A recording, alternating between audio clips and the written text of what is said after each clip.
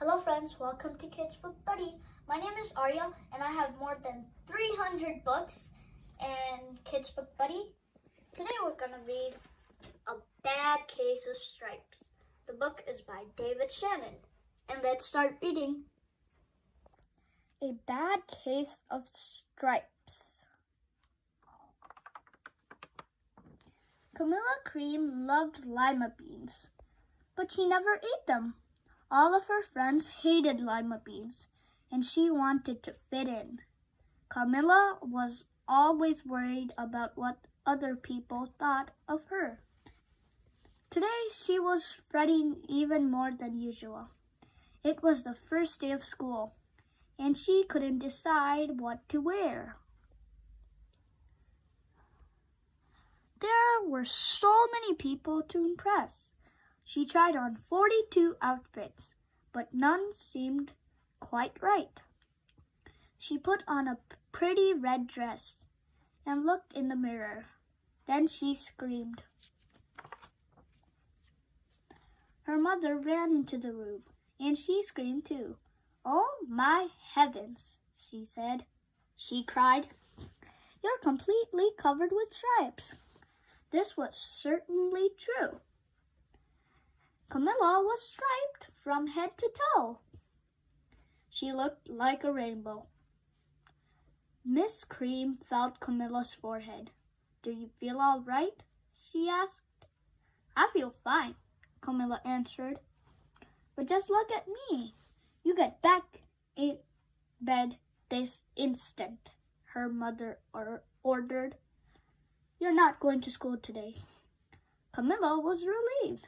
She didn't want to miss the first day of school, but she was afraid of what the other kids would say, and she had no idea what to wear with those crazy stripes.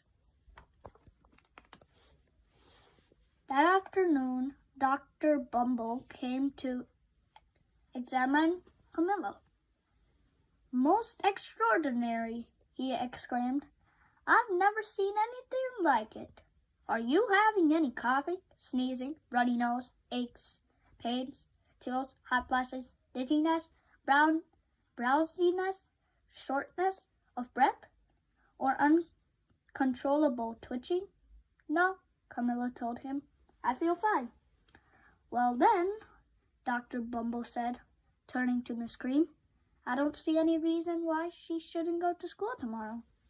Here's some ointment that should help her clean up those stripes in a few days. If it doesn't, you know where to reach me." And off he went. The next day was a disaster. Everyone at school laughed at Camilla. They called her Camilla Crayon and Night of the Living Lollipop. She tried her best to act as if everything were normal. But when the class said the Pledge of Allegiance, her stripes turned red, white, and blue, and she broke out in stars. The other kids thought this was great. One yelled out, "Let's see some purple polka dots." Sure enough, Camilla turned all purple polka dotty. Someone else shouted, "Checkerboard!" And a pattern of squares covered her skin. Soon everyone was calling out different shapes and colors, and poor Camilla was changing faster than you can change channels on a TV.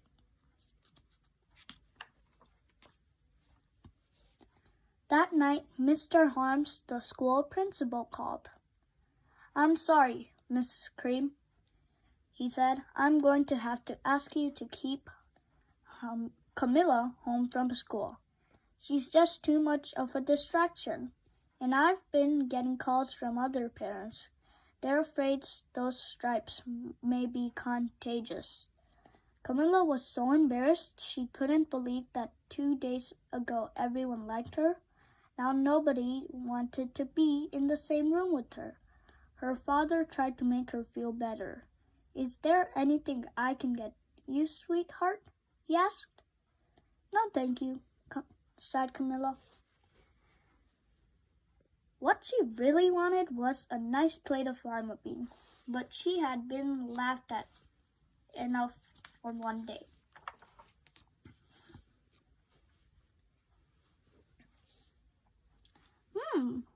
Well, yes, I see, Dr. Bumble mumbled when Mr. Cream phoned the next day. I think I'd better bring in the specialists. We'll be right over. About an hour later, Dr. Bumble arrived with 4 people in long white coats. He introduced them to the Creams. This is Dr. Grop, Dr. Sponge, Dr. Cricket, and Dr. Young. Then the specialists went to work on Camilla. They squeezed and jabbed, tapped, and tested. It was very uncomfortable. Well, it's not the mumps, concluded Dr. Grop. Or the measles, said Dr. Sponge. Definitely not chicken pox. Put in, Dr. Cricket. Or sunburn, said Dr. Young. Try these, said the specialists. They each handed her a bottle filled with different colored pills. Take one of each before bed, said Dr. Grop. Then they filed out the front door, followed by Dr. Bumble. Oh my God. That night, Camilla took her medicine. It was awful. When she woke up the next morning, she did feel different. But when she got dressed, her clothes didn't fit right. She looked in the mirror, and there, staring back at her, was a giant, multicolored pill with her face on it. Dr. Bumble rushed over as soon as Miss Cream called. But this time, instead of specialists, he brought the experts. Dr. Gord and Dr. Mellon were the finest scientific minds in the land. Once again, Camilla was poked and prodded, looked at, and listened to. The experts wrote down lots of numbers. Then they huddled together and whispered. Dr. Gord finally spoke. It might be a virus, he announced. With authority, suddenly fuzzy little virus balls appeared all over Camilla. Or possibly some form of bacteria, said Mr. Mellon. Out popped squiggly little bacteria tails. Or it could be a fungus, added Dr. Gord. Instantly, Camilla was covered with different colored fungus blotches. The experts looked at Camilla, then at each other. We need to go over these numbers again back at the lab, Dr. Gord explained. We'll call you when we know something. But the experts didn't have a clue, much less a cure. By now, the TV news has found about Camilla. Reporters from every channel were outside her house telling the story of the bizarre case of the incredible changing kid. Soon a huge crowd was camped out on the front lawn. The Creams were swamped with all kinds of remedies, from psychologists, allergists, herbalists, nutritionists, psychics, an old medicine man, a guru, and even a veterinarian. Each so-called cure only added to poor Camilla's strange appearance until it was hard to even recognize her. She sprouted roots and berries and crystals and feathers and a long furry tail, but nothing worked. One day, a woman who called herself an environmental therapist claimed she could cure Camilla. Close your eyes, she said. Breathe deeply and become one with your room. I wish you hadn't said that, Camilla groaned. Slowly, she started to melt into the walls of her room. Her bed became her mouth, her nose was a dresser, and 2 paintings were her eyes. The therapist screamed and ran from the house. What are we going to do? cried Miss Cream. It just keeps getting worse and worse. She began to sob. At that moment, Mr. Cream heard a quiet little knock at the front door. He opened it, and there stood an old woman who was just as plump and sweet as a strawberry. "Excuse me," she said brightly, "but I think I can help." She went in Camilla's room and looked around. "My goodness," she said with a shake of her head. "What we have here is a bad case of stripes. One of the worst I've ever seen." She pulled a container of small green beans from her bag. "Here," she said, "these might do the trick." "Are those magic beans?" asked Miss Cream. "Oh, no.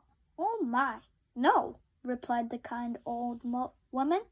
"There's no such thing. These are just plain old lima beans."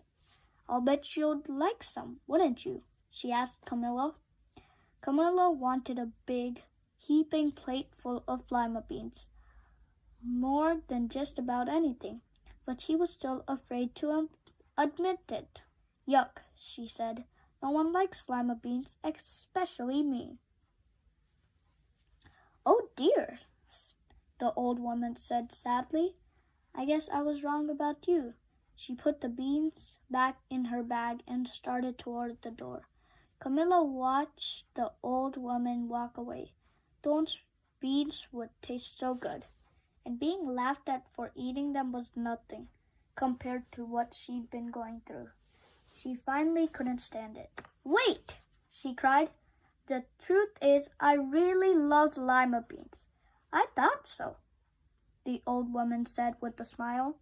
She took a handful of lima beans and popped them into Camilla's mouth. "Mmm," said Camilla. Suddenly the branches, feathers, and squiggly tails began to disappear. Then the whole room swirled around. When it stopped, there stood Camilla, and everything was back to normal. "I'm cured!" she shouted. "Yes," said the old woman. "I knew the real you was in there somewhere." She patted Camilla on the head. Then she went outside and vanished into the crowd. Afterward, Camilla wasn't quite the same. Some of the kids at school said she was weird, but she didn't care a bit.